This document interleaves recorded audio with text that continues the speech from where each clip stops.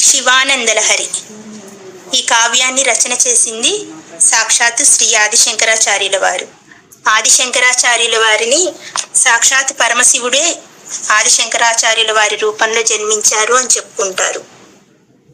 ఈయన మొత్తం ఎన్నో స్తోత్ర రచనలు చేశారు. అందులో ముఖ్యమైనది శివానందలహరి.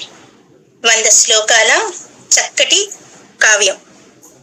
ఈ కావ్యాన్ని ఆయన మామూలుగానే ఆదిశంకరాచార్యుల వారు ఎన్నో స్తోత్రాలు చేసిన ఏ స్తోత్రంలోనూ క్షేత్ర ప్రస్తావన తీసుకురాలేదు. కానీ ఈ ఒక్క శివానందలహరిలో మాత్రం క్షేత్ర ప్రస్తావన తీసుకొచ్చారు. ఈయన మరి ఏ క్షేత్రం అది? శ్రీశైల క్షేత్రం. శ్రీశైల క్షేత్రంలో పాలధార పంచదార అనే ప్రాంతంలో కూర్చొని దీన్ని రచించారంట. వారు మొత్తం 32 సంవత్సరాల కాలం, 32 సంవత్సరాల వరకు జీవించారంట. తను 7 సంవత్సరాలకే సన్యాసాశ్రమం తీసుకున్నారు.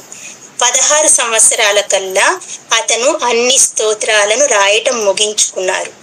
మిగిలిన 16 సంవత్సరాలు ఆయన ఆసేతు హిమాచలం వరకు పర్యటన చేశారు. ఇక శివానందలహరి కావ్యం కోసం వస్తే, ఇది పాలధార పంచదార అనే ప్రాంతంలో రాయబడిందని చెప్పుకున్నాం. ఎలా ఉంది ఒకసారి విన్నాం. పాలధార గురించి పంచదార గురించి ఆయన అక్కడ ఆ ప్రాంతంలో కూర్చొని ఇది రాయడానికి తపస్సులాగా, ఒక యజ్ఞంలాగా భావించి కూర్చొని శివానందలహరి స్తోత్ర రచన చేస్తూ ఉన్నాడంట.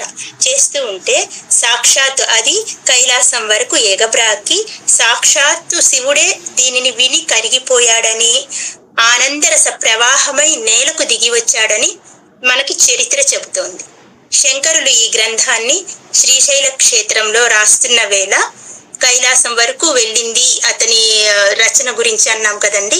ఆ తపస్సులోని ఆయన ఎంత తీవ్రంగా తపస్సులోకి వెళ్ళారో, ఆ తపస్సులోని తీవ్రతను తగ్గించడానికి సాక్షాత్తు శివుడు గంగను కిందకు విడిచిపెట్టి శంకరుని నిలువెల్లా శివుడే స్వయంగా అభిషేకించాడని చెప్తారు. అలా గంగను విడిచిపెట్టారు కదా, అదే పాలధారగా పంచదారగా వచ్చిందని చెప్తారు. ఈ సంఘటనకు సాక్ష్యంగా శ్రీశైల క్షేత్రంలో ఈ ప్రదేశాన్ని మనం ఈ రోజుకి చూస్తున్నాము.